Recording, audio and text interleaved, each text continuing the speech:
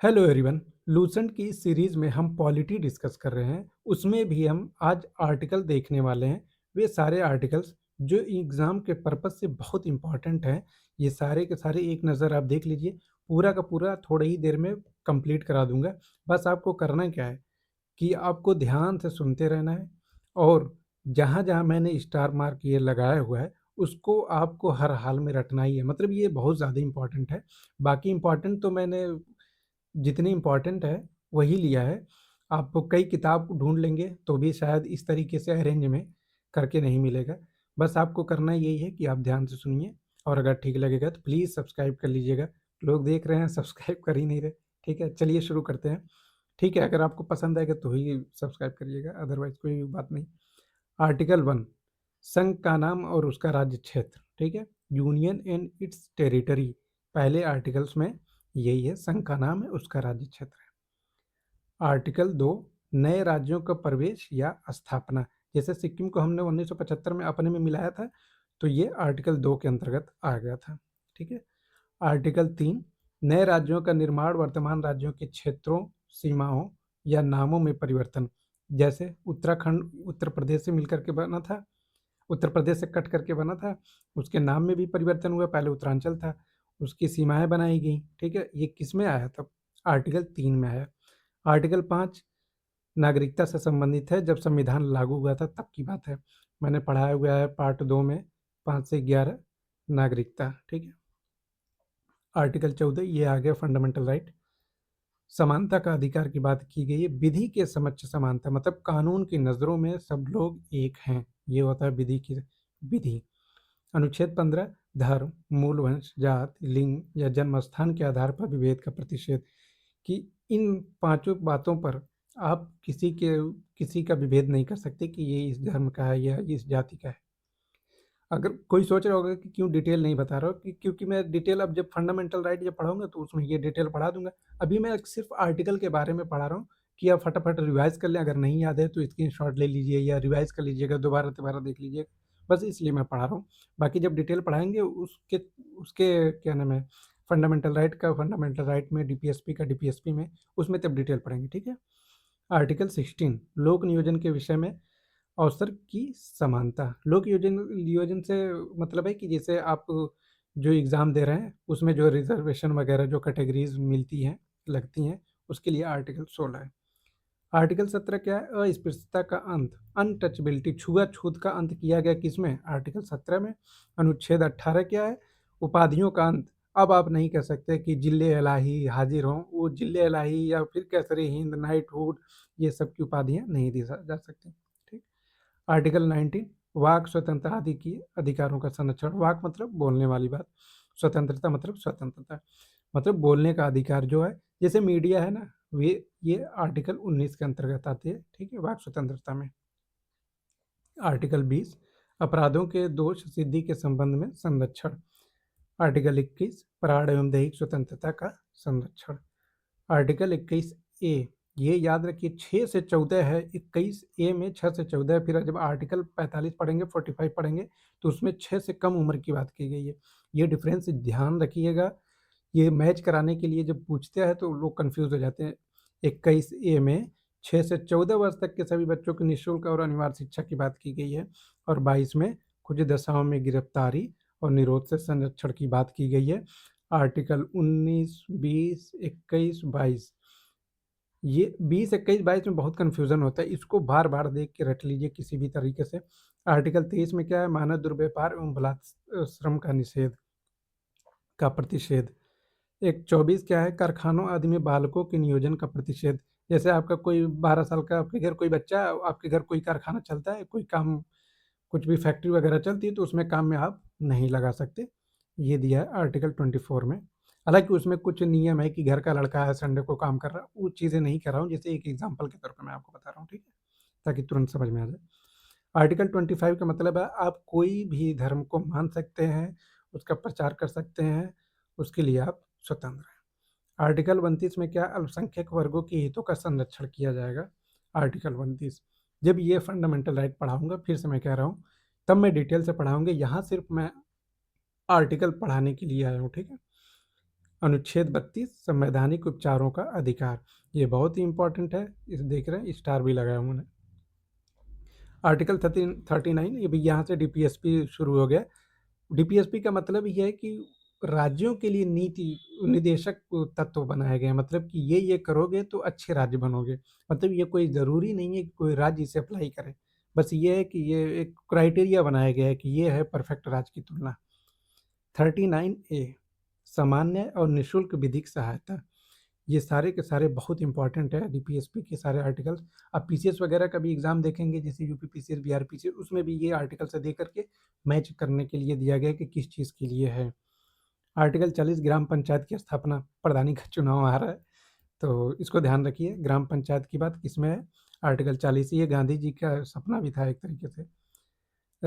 Article 41 में कहा गया कि काम, शिक्षा और लोक सहायता पाने का अधिकार, ये आर्टिकल 41 में। 43 बी में कोऑपरेटिव सोसाइटी को बढ़ावा देने की बात की गई है, सहकारी समितियों को बढ़ाने की बात की गई है किसमें? 43 बी में। Article 44 uniform civil code UCC की बात की गई है। अभी हाल फिलहाल में किस स्टेट में लगाया गया है, आप कमेंट करके बताइए।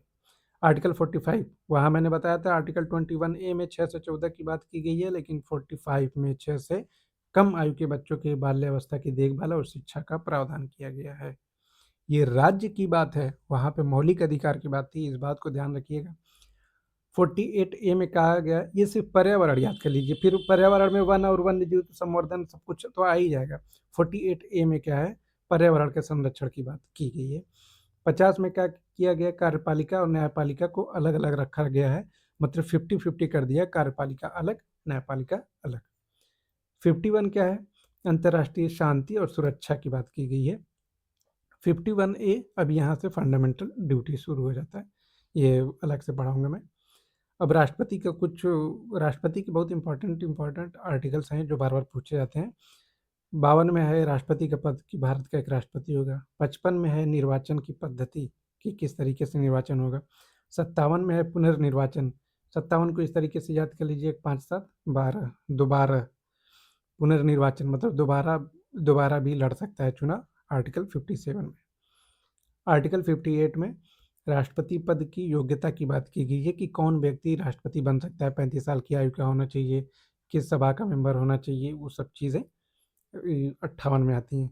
60 में शपथ, 60 शपथ, ये इंपॉर्टेंट है। 61 महाभियोग।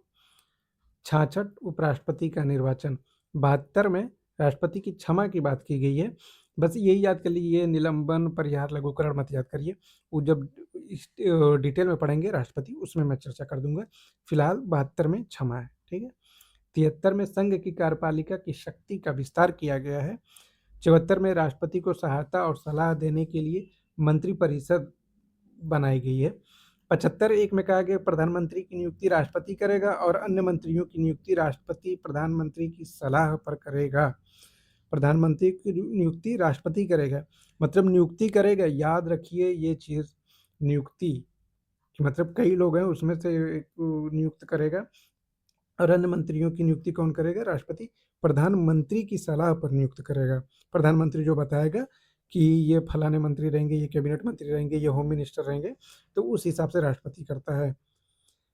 महान्यायवादी किसमें है? आर्टिकल 76। संसद की बात किसमें की गई कि गठन किया जाएगा? आर्टिकल 79 में। राज्यसभा की बात की गई 80 में। लोकसभा की बात की गई 81 में।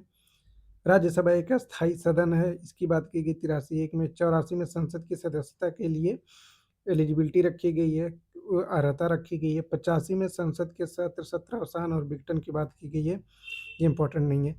100 100 और 1 कब कहा गया है?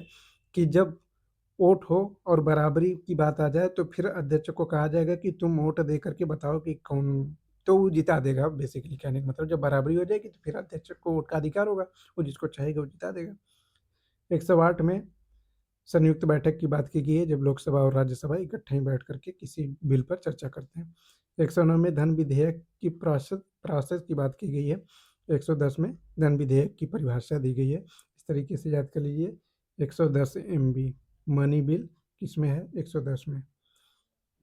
112 में बजट की बात की गई है। 117 में वित्त विधेयक में विशेष उपबंध की बात की गई है। 122 में न्यायालयों द्वारा संसद की कार्रवाइयों की जांच न किया जाना। मतलब आपको मालूम होगा ना कि जो पार्लियामेंट चलती है, तो वहाँ पे उनका अधिकार होता है कि वो बातों के बाहर जाने दें या ना दें, मतलब उसका लाइव कवरेज होगा या नहीं होगा, ये वहाँ के सांसदों के ऊपर निर्भर करता है। 123 अध्यादेश की बात की गई है। राष्ट्रपति जब सेशन नहीं चल रहा होता पार्लियामेंट का, तो राष्ट्रपति अगर इम्पोर्टेंट चीज़ें समझे कि ये बातें सर जनता के बीच लाना ज़रूरी है, तो वो अध्यादेश ला सकती है। सुप्रीम कोर्ट की स्थापना 124 में, अभिलेख न्यायालय 129 में। अभिलेख न्यायालय का मतलब है कि सुप्रीम कोर्ट ने ऐसा फैसला दे दिया है जो आने वाले टाइम में उसको एग्जाम्पल के तौर पे यूज़ किया जाएगा किसी फैसले को लेकर के, ठीक है, उसको कहते हैं अभिलेख न्यायालय। 137 उच्चतम न्यायालय के पुनर्विलोकन की शक्ति है, मतलब सुप्रीम कोर्ट अपना ही फैसला दोबारा कुछ न कुछ उसमें से कम बेसी करके फैसला कर सकती है, रिव्यू कर सकती है। 143 में राष्ट्रपति सुप्रीम कोर्ट से कोई सलाह ले सकता है कि भाई साहब इस बात पे कुछ हमें बताइए, ठीक है। 143 148 में कहे गए नियंत्रक एवं महालेखा परीक्षक। 155 में राज्यपाल की नियुक्ति की बात की गई और 161 में उसकी क्षमा की बात की गई है। याद रखिएगा, राज्यपाल कभी भी जो फांसी की सजा होती है उसको पूरी तरीके से खत्म नहीं कर सकता, उसका निलंबन परिहार लघुकरण ही कर सकता है, लेकिन राष्ट्रपति के पास यह है कि उसको चारों तरफ से हर तरीके से उसके गुनाह को माफ कर दे, ठीक है। आर्टिकल 164(1) की बात है, राज्यपाल द्वारा मुख्यमंत्री की नियुक्ति और मुख्यमंत्री की सलाह पर अन्य मंत्रियों की नियुक्ति, जहां वहां पे 75(1) था, ठीक। 165 राज्य का महाधिवक्ता की बात की गई है। ये आर्टिकल अक्सर मैच कराने के लिए देता है कि राज्य का महाधिवक्ता, महान्यायवादी, ये सारी चीज़ें याद करिएगा। 169 में विधान परिषद को बनाया जा सकता है, उसको समाप्त किया जा सकता है। 169 में आप बताइए, यूपी, बिहार, महाराष्ट्र, इसमें विधान परिषद है, आप बताइए और कितने राज्यों में है। 174 राज्यपाल द्वारा राज्य विधानमंडल के समय समय पर सत्र बुलाने, उसका सत्रावसान करने, विधानसभा को विघटित करने का अधिकार किसमें दिया गया। 174 में। भागिएगा मत, पूरा पढ़ के जाइए, थोड़ा सा देख के गायब होने लगते हैं, 15 मिनट 10 मिनट तो पढ़िए। आर्टिकल 200 राज्यपाल द्वारा विधेयकों पर अनुमति देना या अनुमति रोक लेना या राष्ट्रपति के विचार के लिए आरक्षित कर लेना। हाल फिलहाल में बहुत ही अच्छा केस अभी सुप्रीम कोर्ट में हुआ था इसी को लेकर के कि राज्यपाल बार बार वो रोक ले रहे थे जो विधानसभा पास करके दे रही थी। आप बताइए कौन से राज्य की ये बात थी। तो आर्टिकल 200 बहुत इंपॉर्टेंट है। आर्टिकल 201 राष्ट्रपति के विचार के लिए आरक्षित विधेयक की बात की गई है। 213 में राज्यपाल अध्यादेश जारी कर सकता है और 123 में इस तरीके से याद करिए, 123 में राष्ट्रपति, 213 में राज्यपाल, ठीक है। 214 राज्यों के लिए उच्च न्यायालय की बात की गई है और 215 में अभिलेख न्यायालय की बात की गई। 214 में उच्च न्यायालय बनेगा, 215 में अभिलेख न्यायालय की बात की गई है। 216 में उच्च न्यायालय के गठन की बात की गई है। 226 में हाईकोर्ट की रीट की बात की गई। याद रखिए, 226 से हाईकोर्ट की रीट की बात की गई है। ये एक चीज़ ध्यान रखिएगा, हाईकोर्ट की रीट की शक्ति ज़्यादा है, वो कई चीज़ों पर रीट जारी कर सकती है सुप्रीम कोर्ट की तुलना में, याद रखिए। 231 दो या दो से अधिक राज्यों के लिए एक ही उच्च न्यायालय की स्थापना की जा सकती है, जैसे कि मान लीजिए जम्मू कश्मीर है और लद्दाख, दोनों को मिला करके कश्मीर में कश्मीर उच्च न्यायालय की बात की गई। उसकी बात नहीं कर रहा हूँ, एग्जाम्पल की बात कर रहा हूँ कि जम्मू कश्मीर और लद्दाख के लिए एक हाईकोर्ट की बात की गई। 233 जिला न्यायाधीशों की नियुक्ति की बात की गई। 239 में यूटी, अंडमान निकोबार, लक्षद्वीप, जम्मू कश्मीर, लद्दाख की बात की गई कि ऐसे इनका प्रशासन कैसे चलेगा। 239 डबल ए दिल्ली के संबंध में बात की गई। 241 संघ राज्य क्षेत्रों के लिए उच्च न्यायालय की बात की गई है, मतलब यूटीज की, यूनियन टेरिटरीज की उच्च न्यायालय की बात किसमें की गई, 241 में। अब देखिए, ये आ गया पंचायत की बात है। ए में ग्राम सभा, 243 ए में, इसको याद रखिए, पंचायत का चुनाव आ रहा है, प्रधानी का चुनाव। 243 ए में ग्राम सभा, 243 बी में पंचायतों के गठन की बात की गई, 243 सी में पंचायतों की संरचना, 243 डी में आरक्षण की बात की गई 243 में वित्त आयोग की बात की गई है, 243 में पंचायतों के निर्वाचन की बात की गई। ये सारे के सारे आर्टिकल्स कई बार पूछे गए हैं और मैच कराने के लिए कहे गए हैं या पूछे गए हैं, ठीक है? ये सारे के सारे इसको याद कर लीजिए, पंचायत वाले खासकर। और क्यू में है नगर पालिका का गठन, जेड ए में नगर पालिका के निर्वाचन, जेड डी में जिला नियोजन के लिए समिति बनाई जाएगी, जेड आई में सहकारी समिति का निगमन की बात की गई है। नगर पालिका उतना इंपॉर्टेंट नहीं है जितना कि ग्राम पंचायत इंपॉर्टेंट होता है, ठीक है? 249 में क्या कहा गया? राज्य सूची के विषय के संबंध में राष्ट्रीय हित में विधि बनाने की संसद की शक्ति है। इसका मतलब ये है कि कोई राज्य का विषय था, संसद उसको लगा कि संसद अच्छा कानून बना सकती है, तो वो जब बनाएगी तो 249 के अंतर्गत बनाएगी। अनुच्छेद 253 में अंतर्राष्ट्रीय करारों को प्रभावी करने के लिए, जैसे कोई इंटरनेशनल कोई आयोग है, उसकी जो संधियां लागू करने की बात की जाएगी 253 में की जाएगी। 262 में दो राज्यों के बीच जो नदियों का विवाद आएगा वो 262 में आएगा, ये यूपीपीसीएस में पूछा जा चुका है। 263 में अंतर्राज्यीय परिषदों की बात की गई है। आप बताइए कितने अंतर्राज्यीय परिषद? छोड़िए, जाने दीजिए, बहुत ज़्यादा डिटेल हो जाएगा। 263 की बात कर रहे हैं तो अंतर्राज्यीय परिषद के संबंध में उपबंध किया गया किसमें? 263। आर्टिकल 266 भारत राज्यों की संचित निधियों और लोक लेखे के बारे में प्रावधान है, जैसे कि कंसोलिडेटेड फंड, कंटिजेंसी फंड पढ़े होंगे, ये पीसीएस में पूछा जा चुका है। इसको संचित निधि की बात अगर पूछेगा तो 266 में, और आकस्मिकता निधि जिसे कंटिजेंसी फंड कहते हैं वो 267 में। 280 में वित्त आयोग की बात की गई है। 300 ए में विधि के प्राधिकार के बिना व्यक्तियों की संपत्ति से वंचित नहीं किया जाता। ये पहले फंडामेंटल राइट था, ज़मीन वाला मामला। तो जब लोग जाते थे, सरकार जाती थी कि आपकी ज़मीन चाहिए, हमें रोड बनाना है, तो लोग कह देते कि फंडामेंटल राइट हम नहीं देंगे। तो इसको हटा करके 300 ए में डाल दिया गया। 312 में अखिल भारतीय सेवाएं की बात की गई है। 315 में संघ और राज्यों के लिए लोक सेवा आयोग की बात की गई है। 324 में निर्वाचन की बात की गई है। 326 में लोकसभा और राज्यों की विधानसभाओं की बात की गई है, जिसमें वयस्क मताधिकार के आधार पे चुनाव होगा, ठीक है? आर्टिकल 330 लोकसभा में अनुसूचित जाति एवं अनुसूचित जनजातियों के लिए सीटों का आरक्षण की बात की गई है।